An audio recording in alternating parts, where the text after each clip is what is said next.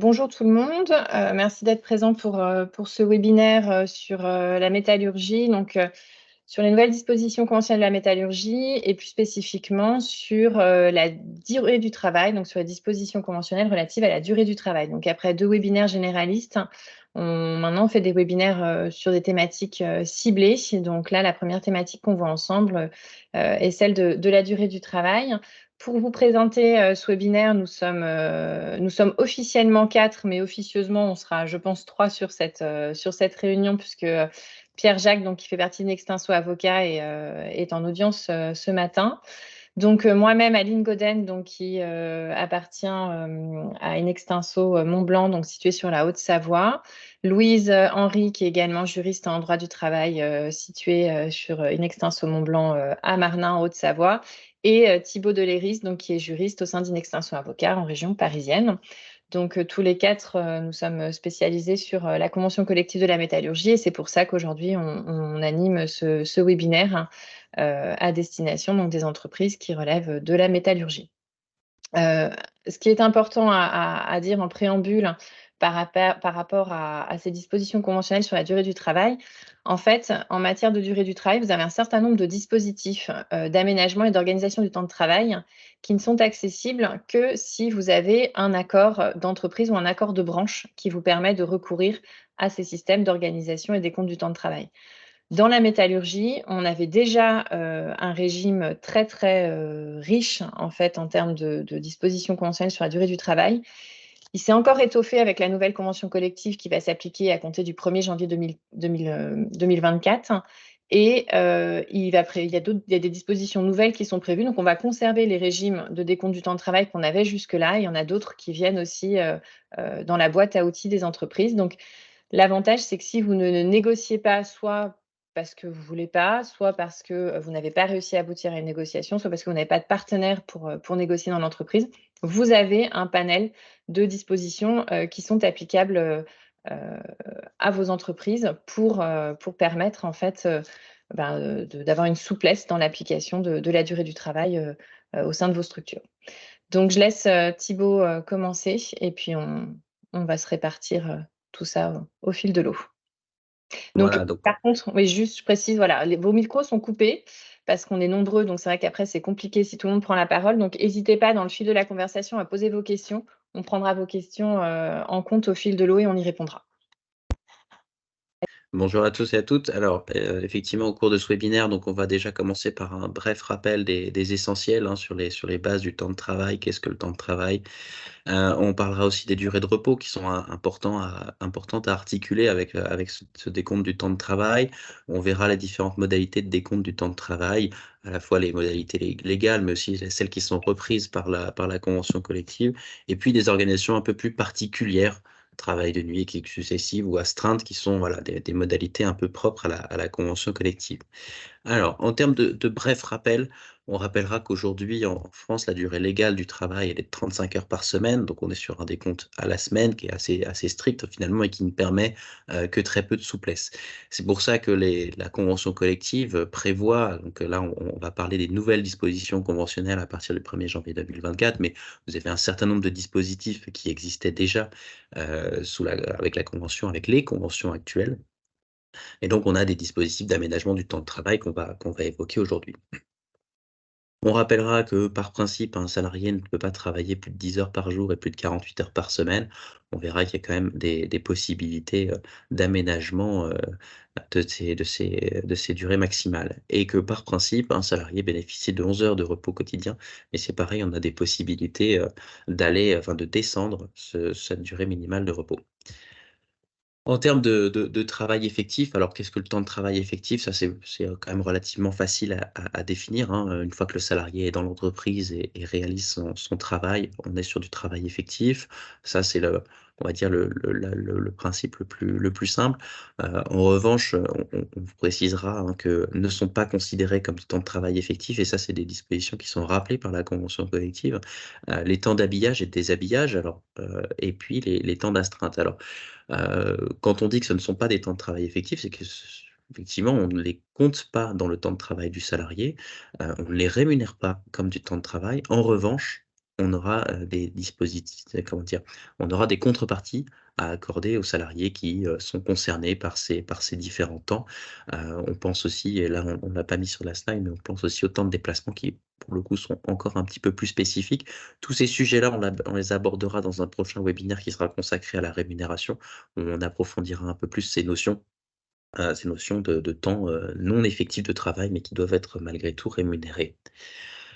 Alors, sur les durées maximales du travail pour commencer, donc la durée, quotidienne, tout d'abord, on est sur une durée quotidienne de 10 heures de travail effectif. On a la possibilité, conventionnellement, de porter cette durée du travail effective à 12 heures par jour. Mais à condition de pouvoir justifier d'un surcroît temporaire d'activité et pour aussi les salariés qui exercent une activité de montage sur chantier et des activités de maintenance et d'après-vente. Donc c'est des possibilités qui sont, relativement restreintes et qu'il faudra, manipuler avec précaution, hein, puisque pour le coup, si on n'apprécie pas bien, la situation et qu'on fait une interprétation peut-être un peu trop extensive des textes et qu'on fait travailler nos salariés au-delà de la durée, maximale, de 10 heures, de principe, on va dire, on s'exposera évidemment à des sanctions pécuniaires et à une indemnisation du salarié. Sur les durées maximales hebdomadaires, donc on a vraiment une limite absolue à 48 heures, mais on rappellera que la convention collective qui, au départ, la convention collective jusqu'à présent, hein, prévoyait, une durée maximale de 42 heures sur 12 semaines, hein, donc votre comment dire? Votre moyenne sur 12 semaines devait redescendre à 42 heures, même si vous aviez la possibilité d'aller jusqu'à 48 heures au maximum. Désormais, la convention collective change un tout petit peu. On a toujours cette référence à cette moyenne de 42 heures, mais cette fois-ci plus sur 12 semaines, mais sur 24 semaines consécutives. Et sur 12 semaines consécutives, on peut atteindre les 44 heures. Donc là, on laisse la possibilité aux entreprises d'augmenter un petit peu finalement la durée moyenne du travail. Bon, maintenant, voilà, ça ne permet pas aux entreprises, en tout cas en application des dispositions conventionnelles, hein, ça ne permet pas aux entreprises de fixer une durée de travail, précise qui soit supérieure à 42 heures. Si ce n'est exceptionnellement, hein, j'entends. En termes de dérogation, on a quand même des dérogations à ces durées maximales. Là encore, pour les salariés qui exercent des activités de montage, sur chantier, de maintenance ou d'après-vente, pour lesquelles on peut porter, les durées maximales à 46 heures sur 12 semaines en moyenne et 44 heures en moyenne sur 24 semaines consécutives. Donc ça, c'est des petites possibilités de dérogation, encore une fois, à manipuler avec toutes les précautions d'usage. Les points d'attention évidemment, hein, on rappellera que ces heures supplémentaires, elles doivent être rémunérées, et elles doivent être rémunérées évidemment avec les majorations applicables dont on parlera un tout petit peu après. On rappellera aussi, et là on va le voir juste après, que ces durées maximales de travail, doivent s'articuler également avec les durées minimales de repos, à la fois le repos quotidien, mais aussi le repos hebdomadaire, qui sont des notions, pour le coup très importantes, hein, et qui sont, appréciées, assez strictement, par la jurisprudence et par l'inspection du travail également. Et puis on rappellera également que, on peut faire alors certes, on peut faire travailler nos salariés sur des durées quand même assez importantes, mais on rappellera quand même de faire attention à l'impact sur la santé des salariés, dont il faut quand même, toujours se préoccuper. En termes de repos quotidien, donc du coup, je le disais, tout à l'heure en préambule, donc on a par principe une durée de 11 heures consécutives de repos, quotidien. Donc entre la fin de la journée de travail et le début de la suivante, on doit avoir à minima 11 heures de repos consécutives. Et c'est le terme consécutif est important, hein, puisque pour le coup, il ne doit pas y avoir d'interruption de ce repos. Heu, on peut alors la convention collective nous ouvre la possibilité, de réduire finalement ce temps de travail, enfin cette durée de repos plutôt, quotidienne à une durée minimale de 9 heures. Pour le coup, on ne pourra vraiment pas descendre en dessous, hein, avec des cas qui sont limitativement énumérés par la convention collective. Alors, on ne les a pas repris ici parce que là, pour le coup, ce serait un petit peu trop lourd pour la présentation. Mais, voilà, on rappellera simplement que, c'est encore une fois des sujets qu'il faut manipuler avec toutes les précautions et que ça demande une étude au cas par cas de la situation pour vérifier si on est bien dans ces dérogations conventionnelles et si on ne risque pas, pour le coup, de prendre un risque trop important. Euh, lorsqu'on va descendre cette durée de 11 heures et qu'on va la réduire à 9 heures de repos consécutives, pour le coup, on doit compenser quelque part finalement les 2 heures manquantes par du temps de repos, tout simplement, qui va allonger finalement le temps de repos sur une autre journée. Là encore, il y a des dispositifs un peu spécifiques, conventionnels qui sont prévus avec des possibilités de report du temps de repos. Bon, on rentre pas dans les détails parce que je vous dis, ce serait beaucoup trop conséquent. Et c'est pas l'objectif ici d'aller vous préciser toutes les dérogations possibles à ce temps de repos. Euh, on passe au repos hebdomadaire. En termes de repos hebdomadaire, donc, on a là plusieurs dispositions qui s'articulent. Tout d'abord, la première disposition, c'est l'interdiction de faire travailler un salarié plus de 6 jours par semaine civile. Ça, c'est euh, alors ça, c'est une interdiction qui est prévue par le Code du travail, euh, pas tout à fait dans les mêmes dispositions. Le Code du travail va un tout petit peu moins loin, il s'arrête à 6 jours. Il ne précise pas si on parle de semaine civile. Bon. Donc là, et là, je vous en parlerai un tout petit peu après. Euh, le salarié donc, doit bénéficier d'un repos obligatoire d'au moins 24 heures consécutives. La convention collective nous précise que par principe, c'est le dimanche, évidemment. Il y a des cas de dérogation qui existent. Ce repos hebdomadaire, il se cumule avec un repos quotidien, donc notre fameux repos quotidien de 11 heures, ce qui nous fait au total 35 heures de repos entre chaque semaine de travail. Bon. Quand on dit entre chaque semaine de travail, c'est pas forcément tout à fait exact, puisque la convention collective a pris une position qui est un petit peu, comment dire, qui est conforme à la position administrative, et on ne sait pas pour le coup si elle est vraiment conforme à la jurisprudence, puisque la jurisprudence ne s'est pas vraiment prononcée là-dessus. On a tout un débat autour de la question de savoir si on peut faire travailler un salarié plus de 6 jours d'affilée, ou si la limite, c'est 6 jours par semaine, avec l'obligation d'avoir au moins une journée de repos par semaine. Et donc, la question, c'est de savoir, est-ce qu'on peut finalement faire travailler un salarié du mardi de la première semaine jusqu'au samedi de la semaine suivante, en faisant 6 jours par semaine, et en ayant nos 35 heures de repos le lundi de la première semaine et le dimanche de la suivante. Et la convention collective a pris une position, je vous le disais, cette position, c'est la même position que l'administration aujourd'hui, et elle considère que le salarié peut travailler plus de 6 jours d'affilée, à condition qu'il bénéficie de son repos quotidien sur la semaine. Voilà. Donc on pourrait avoir un salarié qui va jusqu'à travailler 12 jours d'affilée, ce qui paraît un tout petit peu démesuré aujourd'hui. Et honnêtement, comment dire, en termes de conseils, généralement, on conseille de ne pas aller au-delà de 6 jours d'affilée, sauf évidemment cas exceptionnels qui puissent être justifiés, le cas échéant, voire acceptés par le salarié. Mais en dehors de situations exceptionnelles, on déconseillera d'aller sur des durées de ce type-là, 12 jours d'affilée, 10, 12 jours d'affilée, ce qui paraît peu compatible avec la prise en compte de l'état de santé du salarié et la nécessité pour le salarié de se reposer.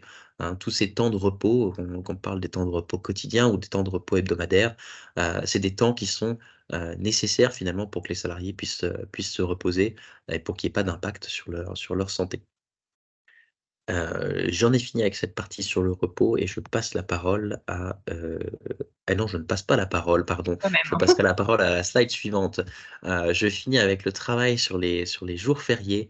Alors, vous aviez jusqu'à présent des dispositions conventionnelles, on le rappellera, hein, pour la plupart territoriales, quelques dispositions conventionnelles nationales également, mais pour la plupart territoriales, et la plupart des conventions collectives territoriales aujourd'hui prévoyaient que le salarié qui travaille un jour férié de manière exceptionnelle bénéficiait d'une majoration de 100% de son salaire sur les jours de travail, enfin sur les jours fériés travaillés. Aujourd'hui, le dispositif est un tout petit peu différent. Alors aujourd'hui, c'est demain, hein, c'est à partir du 1er janvier 2024. La convention collective prévoit désormais une majoration seulement, on va dire seulement, de 50% du salaire sur les heures qui sont travaillées sur les jours fériés. Et la convention collective nous précise également que ces majorations ne sont pas cumulables avec d'autres majorations et que S'il y a effectivement d'autres majorations qui devraient peut-être être dues, notamment pour des heures supplémentaires, pour du travail de nuit, peut-être du travail du dimanche également, dans ce cas-là, on retient simplement la majoration de salaire la plus élevée entre les différentes majorations qui peuvent être prévues par la convention collective. Voilà, donc là, c'est un point qui a été finalement précisé par la convention collective, puisque c'était un sujet qui était quand même pas tout à fait aussi clair dans les versions précédentes. Donc, fort heureusement, la convention collective, en se réécrivant, apporte quelques précisions qui sont utiles. Et cette fois-ci, je passe la parole à Aline.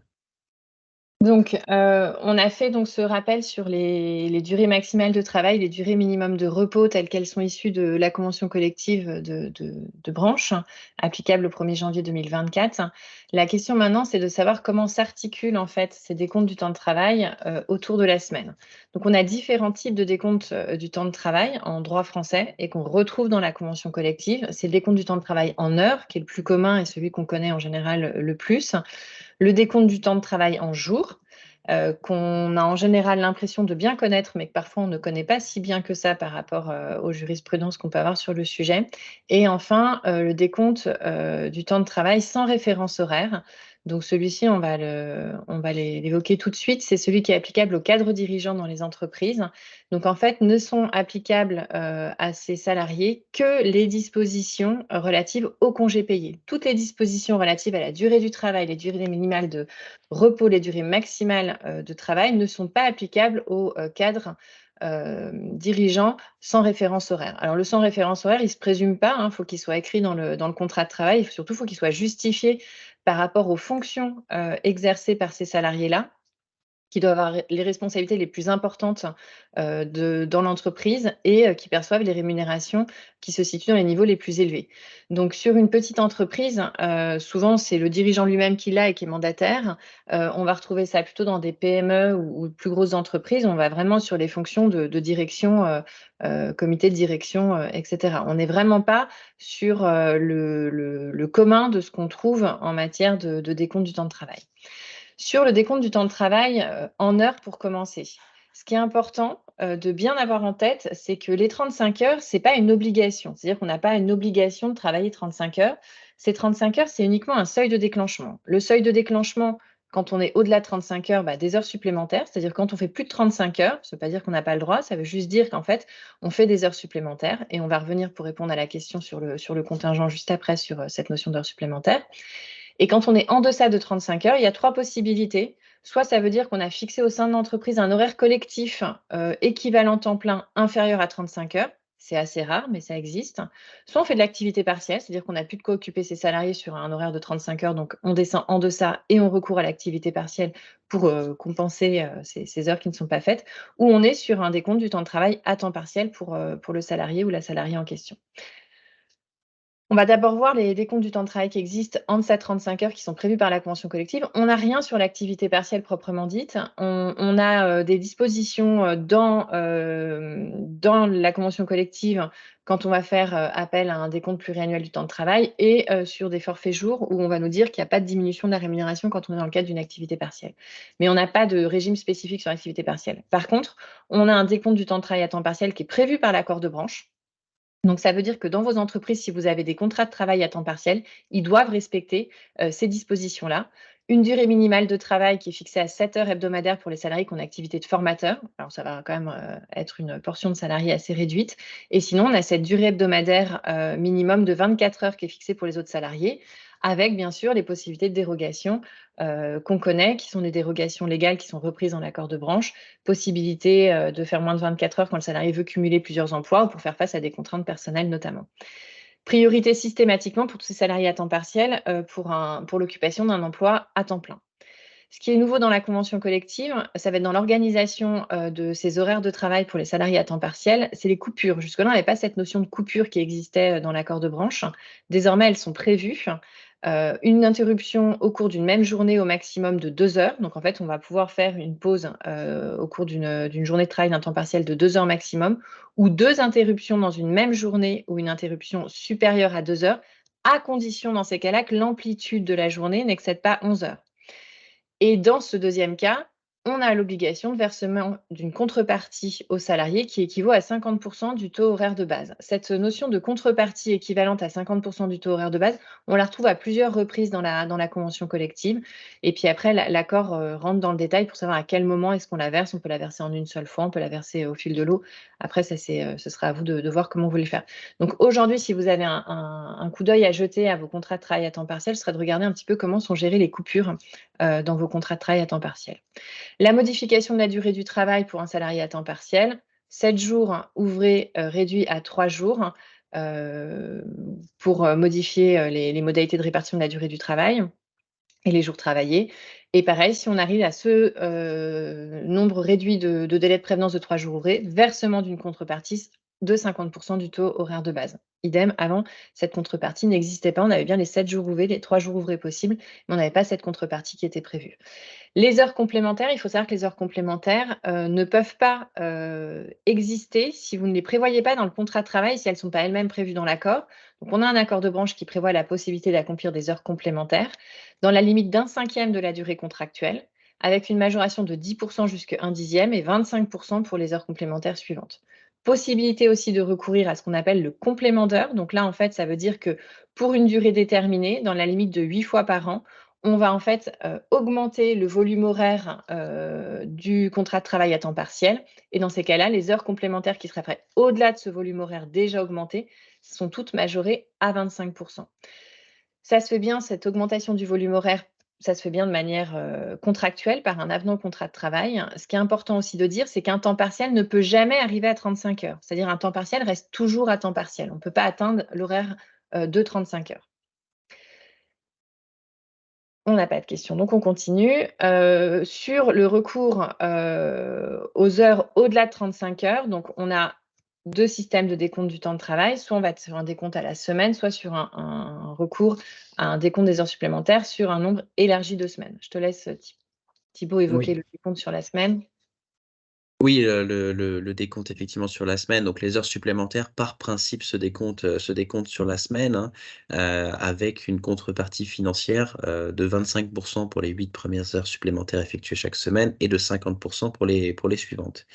Hem On peut avoir des décomptes du temps de travail, hein, conventionnellement qui vont être sur une durée supérieure à la semaine et dans ce cas-là, dans ce cadre bien précis, les heures, les 8 premières heures supplémentaires s'apprécient en moyenne sur la période de décompte. Donc à voir, quelle est la période de décompte, considérée. On rappellera que les heures supplémentaires quand même sont par principe à la demande de l'employeur, mais attention, hein, la jurisprudence aujourd'hui, ouvre quand même la possibilité, la reconnaissance en tout cas, de la réalisation d'heures supplémentaires, lorsque les salariés alors dans des situations un petit peu spécifiques, hein, mais notamment lorsque les salariés font des heures supplémentaires en toute connaissance de cause, de l'employeur qui finalement ne trouve rien à y redire et trouve ça peut-être même plutôt normal, ou même encore lorsque, la charge de travail du salarié est telle qu'il ne peut réaliser son travail sur ses heures de travail normales et donc est finalement quelque part contraint de réaliser des heures supplémentaires. Donc on fera toujours quand même attention à ces situations-là. La convention collective, elle ouvre la possibilité de remplacer le paiement des heures supplémentaires ou de leur majoration par du repos compensateur. Là, on rentre pas dans les détails, hein, du dispositif qui est prévu, mais globalement, il faut retenir que ce repos compensateur doit être pris dans les 12 mois qui suivent son acquisition. Et enfin, on a un volume d'heures supplémentaires, un contingent, ce qu'on appelle un contingent d'heures supplémentaires. On a même 3 contingents conventionnellement, donc un 1er contingent qui est le contingent le plus classique, qui est de 220 heures par an. Heu, un contingent supplémentaire de 175 heures, en cas de enfin plutôt un contingent qui est réduit pardon à 175 heures lorsqu'on a un décompte du temps de travail qui est sur une période qui est au moins équivalente à une année. Donc là, pour le coup, on a moins de possibilités d'augmenter le temps de travail. On a un contingent supplémentaire, de 80 heures, mais qui est applicable uniquement une année sur 2 et lorsque l'activité le justifie. Donc on est quand même dans des conditions un petit peu spécifiques, avec une majoration de salaire qui est 25 points supérieure aux majorations qu'on a évoquées. Donc 50 pour les 8 premières heures et 75 au-delà. Donc ça commence à chiffrer un petit peu. Et enfin, on a un contingent de 150 heures supplémentaires qui là, cette fois-ci, peut se déclencher tous les ans, mais qui nécessite l'accord écrit des salariés concernés. Et là, bon, pour le coup, il y a quand même un intérêt à obtenir finalement l'accord écrit des salariés, c'est que vous n'avez pas de majoration supplémentaire pour ce contingent-là. Et il est plus large finalement que notre contingent de 80 heures. Et rappelons également que lorsque vous dépassez les contingents, c'est toujours possible, hein, vous pouvez toujours dépasser les contingents annuels d'heures supplémentaires. En revanche, ça ouvre droit pour le salarié à une contrepartie en repos, qui est quand même conséquente, hein, puisqu'elle est de 50% pour les entreprises qui occupent jusqu'à 20 salariés et jusqu'à 100%, du coup 100% de toutes les heures supplémentaires réalisées au-delà des contingents lorsque vous avez plus de 20 salariés dans l'entreprise. Donc, à quand même manipuler avec précaution parce qu'après, non seulement ça génère des droits à repos qui peuvent être assez conséquents pour les salariés, et puis ça implique après comment dire, d'organiser le temps de travail pour laisser les salariés la possibilité de prendre ces temps de repos. Voilà, je repasse la parole à Aline sur le décompte pluri-hebdomadaire. Juste une précision, donc vous pouvez toujours dépasser les contingents annuels d'heures supplémentaires dans la limite des durées légales du travail. Donc à un moment donné, vous allez quand même vous retrouver bloqué, hein, les 10 heures par jour, les 48 heures par semaine, 44 heures en moyenne sur 12 semaines, 42 heures en moyenne sur 24 semaines consécutives. Et ensuite, pour faire écho à la question qui était posée dans le chat sur la possibilité de dépasser le contingent avec un accord écrit du salarié, il existe jusqu'au 31 décembre, et on va dire il existait, parce qu'on est bientôt au 1er janvier quand même, le régime du temps choisi jusque-là dans la métallurgie, qui permettait en fait d'un commun accord entre le salarié et l'employeur par un avenant contrat de travail de fixer un contingent supplémentaire sans limite. Et ce contingent supplémentaire qui faisait partie du temps choisi qui était prévu d'un commun accord entre les parties n'ouvrait pas droit au repos compensateur, au repos compensateur légal. Ce que Thibault a évoqué, le contingent de 150 heures supplémentaires avec l'accord écrit du salarié concerné, ça fait écho à ce temps choisi qui a disparu, en fait, qui a disparu dans les dispositions, qui avait disparu au niveau des dispositions légales et qui continuait à s'appliquer pour les accords qui étaient toujours en application. Donc aujourd'hui, les accords nationaux sur la durée du travail étant tombés et vont être remplacés par cet accord-là. On a cette nouvelle possibilité de fixer d'un commun accord un contingent de 150 heures en plus du contingent applicable.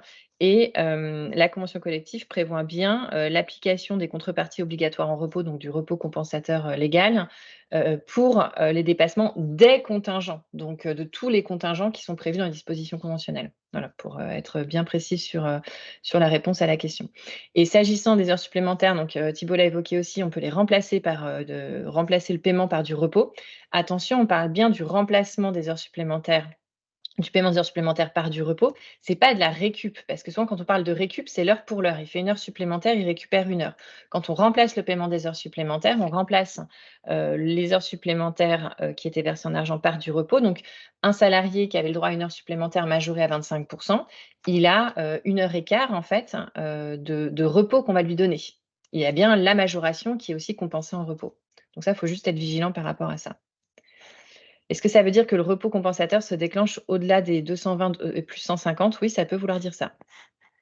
Oui, dès lors que vous utilisez correctement les contingents, Ouais. le ou les contingents, donc si vous utilisez le contingent de 150 heures correctement avec l'accord écrit du salarié, et si vous utilisez même le contingent de 80 heures et que les conditions le permettent, à ce moment-là, ce ne sera qu'au-delà de ces cumuls finalement de contingents.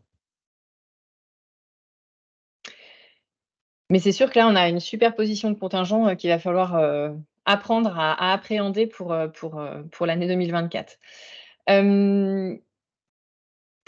Donc là, on a vu le décompte à la semaine des heures supplémentaires au moment des 35 heures et depuis cette date-là, donc ça fait quand même maintenant plus de 20 ans, ont été créés des systèmes de décompte du temps de travail sur un nombre élargi de semaines. C'est-à-dire que pour éviter le paiement immédiat des heures supplémentaires au-delà de 35 heures, une réflexion a été menée donc, à l'époque, et maintenant c'est resté en application, hein, de savoir sur quelle périodicité on va apprécier cette durée légale de 35 heures.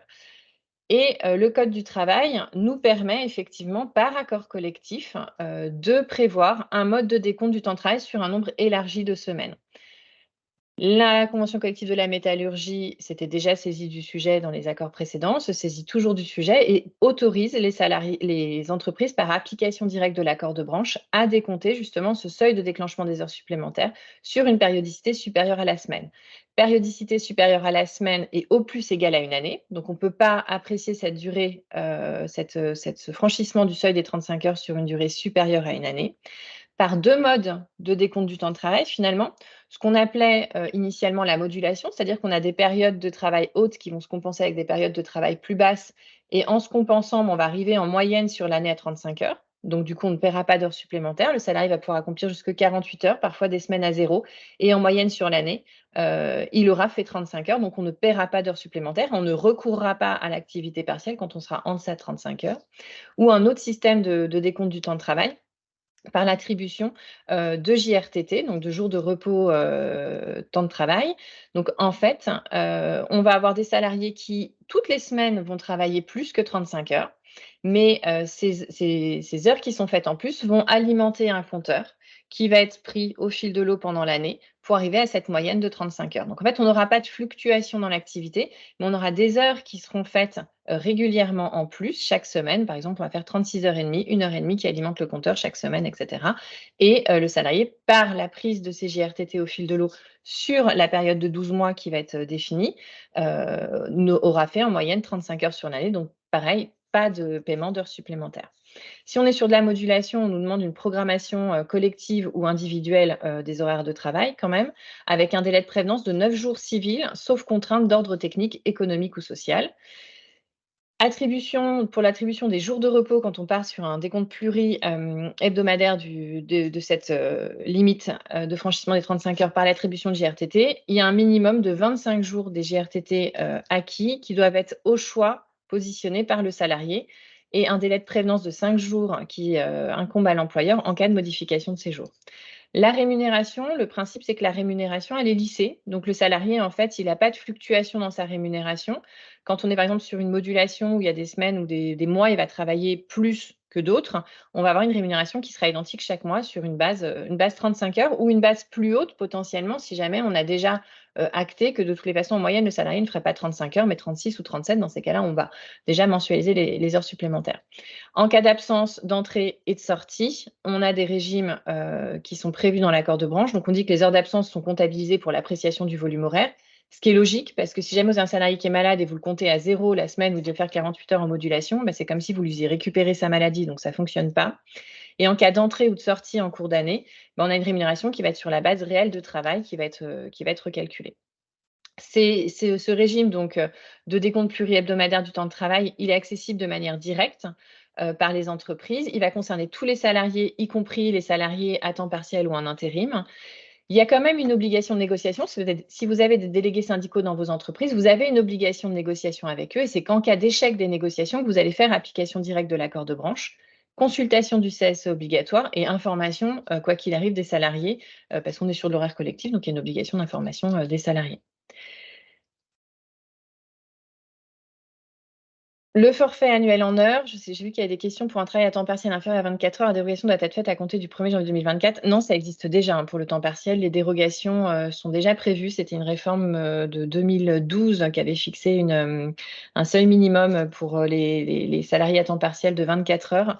Donc, on doit déjà avoir ces dérogations normalement dans des avenants ou contrats ou sinon en tout cas dans des annexes au contrat de travail qui expliquent pourquoi est-ce qu'on est sur un temps inférieur à 24 heures. Et ensuite, quand on est sur un travail à temps partiel, quand on fait des heures au-delà de son horaire contractuel, on parle toujours d'heures complémentaires. Le vocable des heures supplémentaires ne s'applique que pour les salariés qui sont à temps plein et pour lesquels on dépasse la durée des 35 heures.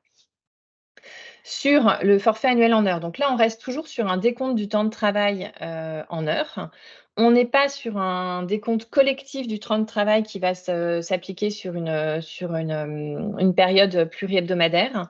On est sur une convention individuelle de forfait qui va être faite avec un certain type de salarié qui va déterminer un volume d'heures sur l'année qui va être travaillé et au volume d'heures sur lequel on estime que le salarié peut accomplir sa mission.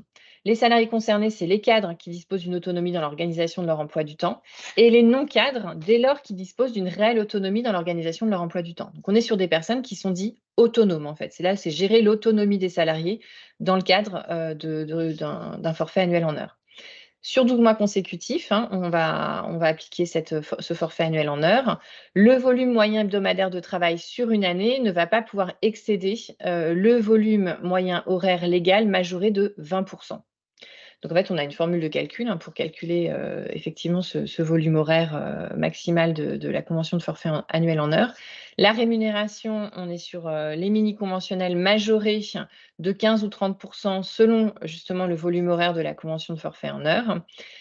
Et on a l'obligation d'avoir un écrit, c'est-à-dire que pareil, ça ne se devine pas, on ne peut pas avoir un salarié qui est en forfait annuel en heures comme ça de manière intuitive. On a forcément une clause écrite dans le contrat de travail et l'obligation par un document de contrôle de suivre en fait l'accomplissement de ces heures sur le forfait annuel en heures. On arrive sur une convention de forfait en heures maximale, on est à 1827 heures maximum par an. Autre mode de décompte du temps de travail, ça va être le forfait annuel en jours. Donc là, on sort du décompte du temps de travail en heures pour arriver sur un décompte du temps de travail en jours. Effectivement, et la convention collective donc prévoit la possibilité de recourir à ce forfait annuel en jours, qui va être d'une durée maximale de 218 jours, sur une période de 12 mois consécutifs, qui va être cette période-là va être déterminée par l'employeur. Donc vous pouvez à la fois choisir l'année civile comme toute autre période de 12 mois consécutifs en fonction de ce qui vous arrange, en fonction de votre organisation du temps de travail. Comment dire? Ce plafond de 218 jours, évidemment, il est réduit des jours, conventionnels, de congés payés supplémentaires qui peuvent exister. Et on a les salariés ont toujours la possibilité de renoncer à une partie, tout ou partie finalement de leurs jours de repos contre une majoration, de 10% des journées de travail, dans la limite évidemment de 235 jours travaillés par an. On rappellera, mais ça c'est un petit peu évident, mais on rappellera quand même que, le forfait annuel en jours comme le forfait annuel en heures, ne se présume pas et donc doit faire l'objet d'une clause dans le contrat de travail ou dans un avenant. Et que ce forfait annuel en jours, il concerne à la fois les cadres, donc évidemment qui disposent d'une autonomie dans l'organisation de leur temps de travail et qui suivent pas l'horaire collectif, et puis les non-cadres.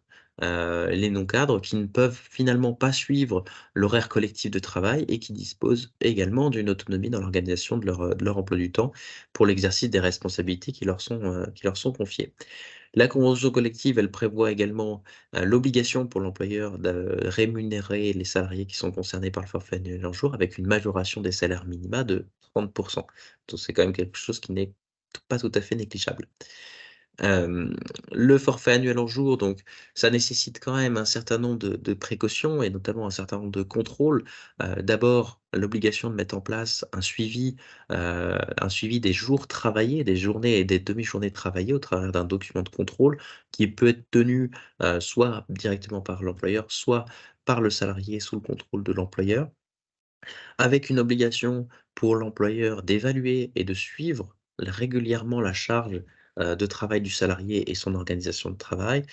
L'obligation également, de mettre en place un dispositif de suivi, de la charge de travail. Donc c'est 2 obligations distinctes, hein. C'est d'abord l'évaluation et le suivi de l'organisation de la charge de travail et le dispositif de suivi de la charge de travail. Et ensuite, l'employeur doit veiller à ce que le travail soit raisonnablement réparti, dans le temps et que la charge de travail permette aussi aux salariés, de respecter ses durées de repos et ses congés. On rappellera quand même que le salarié, au forfait annuel en jours n'est certes, soumis à aucun décompte, de temps de travail en heures, donc peu importe le temps de travail qu'il effectue, quotidiennement. En revanche, il est lui soumis, aux obligations de repos et donc, à une obligation de repos quotidienne de 11 heures et une obligation de repos hebdomadaire de 35 heures. Donc ça, c'est quand même important d'avoir, de respecter ces dispositifs-là et d'avoir finalement un minimum de contrôle pour pouvoir s'assurer de l'effectivité du respect par le salarié de ces obligations. L'obligation également donc pour l'entreprise de réaliser au moins une fois par an un entretien qui porte sur l'organisation de la charge de travail, les moyens mis en œuvre pour que la charge reste raisonnable, l'articulation entre l'activité professionnelle et la vie personnelle et le niveau de rémunération du salarié. Donc ça, c'est des thématiques qui sont obligatoires et qui sont évidemment, à tracer, par écrit au cours d'un entretien annuel. C'est au moins un entretien annuel pouvez évidemment faire plus. Ça ne vous sera jamais reproché d'en faire plus. Et évidemment, un rappel par la convention collective, hein, du fait que le salarié en forfait jour bénéficie et doit bénéficier d'un droit à la déconnexion, dont les modalités doivent être définies par l'employeur et communiquées aux salariés concernés par tout moyen. Voilà, donc il y a quand même une obligation d'information sur ce sujet-là par l'entreprise. Et je passe la parole à Il y avait une Louise. question par rapport à par rapport au forfait jour sur, le suivi de la charge de travail. Quelle forme ça peut prendre? Est-ce que ça peut être du Google Form? Est-ce que ça peut être un autre type de suivi? Enfin, comment est-ce qu'on suit, en fait, cette charge de travail dans le cadre d'un décompte du temps de travail en jours?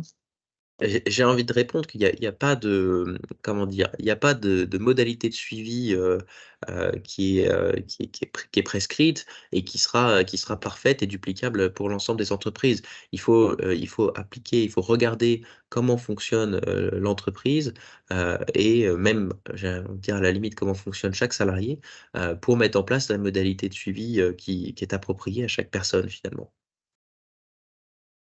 Et l'entretien est-il obligatoire en physique, même avec ce genre de dispositif? Alors l'entretien, il est absolument obligatoire, hein. Oui, là, il y a Voilà. ouais, Après aucun doute là-dessus, hein. physiquement ou en visio, Mmh, il y a là-dessus la convention collective va pas venir nous apporter de précision. non. Maintenant, on préférera toujours l'entretien présentiel. Ça permet, plus facilement de se dire les choses, heu, ça permet plus facilement de se dire les choses. L'entretien, il est absolument indispensable et on a pas mal d'arrêts de jurisprudence, hein. Quand on respecte pas l'ensemble des obligations qui sont liées au forfait jour, hein, notamment ce contrôle de la charge de travail, ces entretiens, ce suivi, on peut avoir assez facilement la remise en cause du décompte du temps de travail en jour. Et quand on a, une remise en cause du temps de travail en jour, bah, en fait, on revient sur le décompte classique et habituel et on va dire non dérogatoire, qui est issu du code du travail, c'est le décompte en heures. Donc en fait, on va repartir sur un dispositif de 35 heures et le salarié pourra prétendre, au paiement de l'ensemble des heures supplémentaires qu'il a accomplies.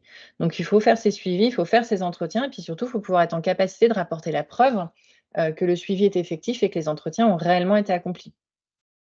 En évoquant l'articulation, vie pro, vie perso et cetera. Enfin, il y a un certain nombre de choses qui doivent être évoquées lors de ces entretiens annuels qu'il faut vraiment impérativement respecter. Autre type d'articulation en termes de durée du travail, ce sont des régimes spécifiques que Louise va vous présenter. Donc là, on sort du décompte, on sort des modes de décompte du temps de travail pour arriver sur des régimes, plus spécifiques, d'organisation du temps de travail qui renvoient en général, plus facilement sur un décompte, en heures. Merci Aline. Alors effectivement, l'astreinte, c'est, un mode particulier d'organisation du temps de travail, dans le sens où ça allie temps de travail effectif et période où on est un peu, excusez-moi l'anglicisme, on est en stand-by. Donc c'est ce que disait, Thibaut au début. En fait, on va articuler ce qu'on appelle temps de travail effectif et cette période d'astreinte d'une manière générale. Pour sa mise en place, alors c'est nouveau, la convention collective de la métallurgie prévoit cette nouvelle disposition. Si vous avez un CSE dans votre entreprise, vous devez le consulter au préalable. Ensuite, ça concerne, tous les salariés, que leur temps soit décompté en jours, ou en heures. Quand c'est décompté en jours, ça ne veut pas dire que, ça remet en cause l'autonomie du salarié, mais, faut bien, prendre ça en compte.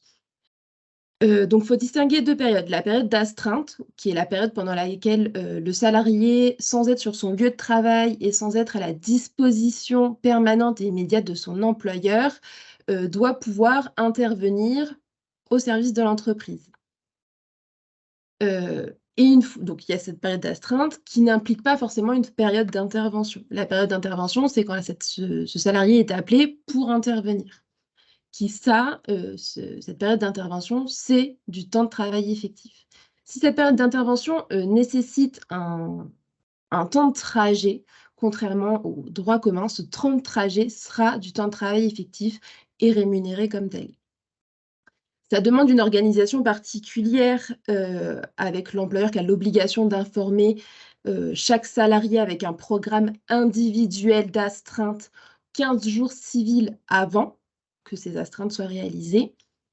Ça peut être réduit à un jour franc en cas de circonstances exceptionnelles. Ces astreintes, c'est en dehors du temps de travail. Donc, ça peut correspondre au repos quotidien, vos 11 heures de repos quotidien, votre repos hebdomadaire et tout ce qui est jours fériés chômés. Ça vous impose tout de même de respecter les durées minimales de repos hebdomadaire et de repos quotidien qu'on vous a présentées au début de ce webinaire. L'astreinte va donner lieu à une compensation. La période d'astreinte, en dehors de la période d'intervention, donne lieu à une indemnité. Ce montant d'indemnité varie en fonction de si votre astreinte est réalisée pendant le repos quotidien ou pendant un repos hebdomadaire. La période d'intervention, elle, c'est du temps de travail effectif. Donc, ça doit être rémunéré comme tel et pris en compte comme tel. L'indemnité peut être mise en place d'une manière spécifique, soit être versée une seule fois par période de 12 mois, soit être convertie en repos équivalent. Voilà pour ce mode particulier d'organisation. Faut vraiment que vous voyez ça, faut vraiment en informer et voir si c'est nécessaire dans votre entreprise. Autre mode d'organisation particulière du travail, c'est le travail en continu pour raisons économiques. Là aussi, c'est un mode d'organisation très spécifique. Le travail en continu nécessite que votre entreprise et que vos salariés travaillent 7 jours sur 7 et 24 heures sur 24. Ça ne veut pas dire que chaque salarié doit travailler 7 jours sur 7 ou 24 heures sur 24. C'est-à-dire que vous allez avoir des équipes, ce qu'on appelle équipes successives, qui vont amener à ce que l'entreprise fonctionne 7 jours sur 7 ou 24 heures sur 24. Ça nécessite un accord. Comme la convention collective de la métallurgie prévoit cette possibilité, vous pouvez y accéder directement en mettant en place la convention collective. Si vous avez des délégués syndicaux dans votre entreprise, pour mettre en place pour la première fois ce mode particulier d'organisation du temps de travail, vous devez engager des négociations au préalable.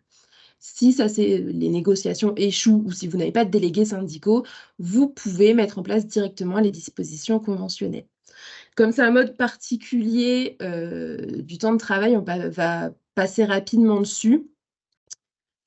Prenez bien en compte que, comme c'est du 7 jours sur 7, ça implique que des salariés travaillent le dimanche. Vous devez donc bénéficier impérativement d'une dérogation au repos dominical qui sont limitativement énumérés par la loi. Donc ensuite, on va passer aux équipes de suppléance. C'est pareil, c'est un mode d'organisation particulier. Vous avez finalement 2 équipes de salariés. Ceux qui travaillent en semaine, selon des horaires normaux, et ceux qui vont venir soit travailler le week-end, d'une manière plus générale, pendant les jours de repos de l'équipe de semaine. Ça nécessite, pareil, que vous bénéficiez d'une dérogation au repos dominical et que vous soyez une industrie ou une entreprise industrielle. Au même titre que pour le travail continu, si vous avez un délégué syndical, vous devez engager des négociations au préalable. Si les négociations échouent ou si vous n'avez pas de délégués syndicaux, vous pouvez mettre en place directement les dispositions conventionnelles. Pour faire partie de ces équipes de suppléance, soit votre salarié est volontaire, vous ne pouvez pas lui imposer, sauf si vous recrutez spécifiquement des salariés pour faire partie de cette équipe de suppléance. Il y a des durées quotidiennes maximales dérogatoires par rapport à celles dont on vous a mentionné au début. Pour les équipes de suppléance, vous pouvez travailler jusque 12 heures, excusez-moi, 12 heures dans la journée, sous réserve que le recours à l'équipe de suppléance n'excède pas 48 heures. Vous pouvez, par exemple, s'ils travaillent samedi, dimanche, donc sur une période de 48 heures, ils peuvent travailler le samedi 12 heures et le dimanche 12 heures. Ça implique une rémunération majorée. Cette rémunération majorée ne s'applique pas dans certaines situations particulières qui sont prévues. Ce qu'il faut savoir, c'est que l'équipe de suppléance, les salariés qui travaillent en équipe de suppléance ont les mêmes droits que que les salariés travaillant en équipe de semaine. Ils sont aussi prioritaires pour occuper un poste en semaine.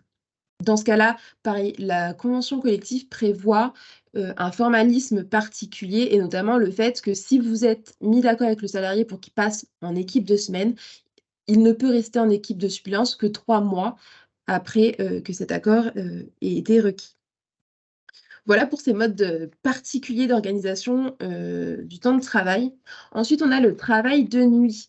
Alors, ce qu'il faut prendre en compte, c'est qu'il y a le travail de nuit qui est le travail accompli entre 21h et 6h, mais plus spécifiquement, là, on va travailler du travailleur de nuit, c'est-à-dire les travailleurs qui ont cette dénomination spécifique qui travaillent de nuit selon certaines modalités, c'est-à-dire qu'ils vont travailler au moins 2 fois par semaine, 3 heures de travail quotidien sur cette plage horaire entre 21h et 6h. Donc, il y a ceux-là qui ont la dénomination de travailleurs de nuit ou ceux qui effectuent sur une période de 12 mois consécutifs au moins 360 heures de travail sur la période entre 21h et 6h. Pour recourir au travail de nuit, il faut que vous puissiez justifier d'une continuité d'activité économique, soit avoir recours à des services d'utilité sociale. C'est vraiment ensuite pour des emplois spécifiques qui sont pareil limitativement énumérés par votre convention collective et qu'on n'a pas repris ici parce qu'il y avait voilà, c'est très lourd. Ensuite, ces travailleurs de nuit, ils ont des durées quotidiennes maximales. Ce n'est pas 10 heures, ce n'est pas 12 heures, c'est 8 heures. C'est pareil, on peut exceptionnellement porter cette durée de 8 heures à 12 heures, mais dans certains cas limitativement énumérés par votre convention collective. Tout ce qui est durée moyenne hebdomadaire, c'est pareil, on parle de 40 heures en moyenne sur 12 semaines, qui peut être augmenté à 42 heures ou 44 heures pour des contraintes d'équipement ou pour tous ceux qui ont des activités de montage de chantier, de maintenance ou d'après-vente. Le travailleur de nuit bénéficie de contrepartie, soit en argent, soit en temps. Là, on parle bien pour le travailleur de nuit, pour la contrepartie, c'est celui qui travaille de manière habituelle pendant ses plages de nuit. Tout ce qui est travail exceptionnel de nuit fait l'objet d'une majoration spécifique qu'on évoquera plus particulièrement dans le webinaire portant sur la rémunération. De même, votre travailleur de nuit a droit à des indemnités de repas dans des conditions spécifiques et votre travailleur de nuit a des droits, a les mêmes droits que vos travailleurs de jour. Il a également le droit à un suivi médical particulier au niveau de la médecine du travail. C'est très important que vous ayez ça en tête parce que c'est tout ce qui est respect de vos obligations de sécurité. Ensuite, vos travailleurs de nuit ont également une priorité d'emploi sur tout ce qui est travail en journée. Les femmes enceintes, les femmes allaitantes, la convention collective prévoit des droits particuliers pour ces personnes particulières. Voilà, on est passé un peu rapidement sur ces modalités spécifiques du temps de travail, mais on sait que tout le monde n'est pas concerné par ces points-là, par ces modes d'organisation. Si vous avez des questions complémentaires, n'hésitez pas. Donc, si on résume par rapport à ce webinaire, donc des dispositions conventionnelles spécifiques en matière de durée maximale et durée maximale de travail, durée minimale de repos, des dispositions spécifiques dans le cadre de l'appréciation de la durée légale de 35 heures, des décomptes aussi qui sont ouverts à toutes les entreprises pour décompter le forfait, enfin pour décompter le temps de travail dans le cadre de forfait annuel en heures sur l'année ou en jours sur l'année, et des systèmes d'organisation spécifiques, donc avec l'astreinte qui jusque-là n'était pas prévue par les conventions collectives de la métallurgie, les équipes de suppléance, qui est un système de dérogation au repos dominical qui n'était pas non plus prévu par les accords de branche jusque-là. Et le travail de nuit. Le travail de nuit existait déjà et globalement, c'est une reprise des dispositions qui existaient déjà jusque-là. Et le travail en service continu. Donc en général, c'est les 3-8 qui sont évoqués derrière ce type de décompte du temps de travail. Si vous avez déjà des accords d'entreprise applicables, notamment vous avez conclu un accord sur les équipes de suppléance, un accord sur l'astreinte, justement, en l'absence de dispositions conventionnelles spécifiques jusque-là, vous allez continuer à appliquer vos accords. Par contre, si vous n'aviez pas d'accord, si vous n'avez pas aujourd'hui conclu de dispositions en ce sens, à ce moment-là, pour mettre en place ces systèmes, vous allez pouvoir vous rattacher effectivement au dispositif conventionnel. après avoir négocié avec vos délégués syndicaux si vous en avez. Donc voilà, donc s'il n'y a pas de questions, si un salarié travaille 39 heures toute la semaine et qu'il est volontaire pour travailler le samedi, je rémunère à 25% pour les 8 premières heures et 50 pour le reste. Oui, exactement. Les horaires réduits de fin de semaine, les équipes de suppléance comme on appelle, ce sont vraiment des équipes qui ont vocation à travailler le samedi et le dimanche. C'est-à-dire qu'en fait, il faut vous dire que ces équipes de suppléance, en fait, vous avez vos salariés la semaine et elles qui interviennent le week-end et elles n'ont vocation qu'à travailler ces samedis et dimanches et elles ne peuvent pas travailler en semaine. Un salarié qui fait des heures ou une entreprise qui fait des heures supplémentaires le samedi, c'est pas des équipes, de suppléance, c'est des heures supplémentaires faites dans le cadre du droit commun. Les équipes de suppléance, il faut bien le garder en tête, c'est un cas de dérogation, c'est pour déroger, au repos dominical, en fait. Donc ça veut dire qu'on a ce travail du dimanche qui habituellement est interdit. On a une possibilité, d'y déroger en mettant en place, cette équipe, de suppléance. Mais des heures supplémentaires qui sont faites le week-end, le samedi, ce seront des heures supplémentaires lambda. Si vous avez un jour pour des raisons, spécifiques, par exemple, de la maintenance à faire, pour des machines que vous devez mettre, hors de fonctionnement, ça peut se faire le dimanche. On a des cas de dérogation spécifiques au repos dominical là-dessus. On sera sur du travail exceptionnel le dimanche. On n'est pas du tout sur l'application du régime, des équipes de suppléance. Merci beaucoup pour votre attention. On vous invite à suivre nos prochains webinaires, donc sur le contrat de travail, sur la rémunération, les absences, les congés payés et il me semble que j'en oublie un, je ne sais plus lequel. Mais vous avez le lien et vous pouvez vous inscrire donc pour tous ces webinaires qui font aussi l'objet d'une durée d'1 heure de 11 heures à midi. Merci beaucoup pour votre attention et puis pour votre fidélité parce qu'on est aussi nombreux à chaque fois. Merci beaucoup. Bon appétit. Merci. Bonne journée à tous. Merci. Bonne journée. Au revoir. Au revoir.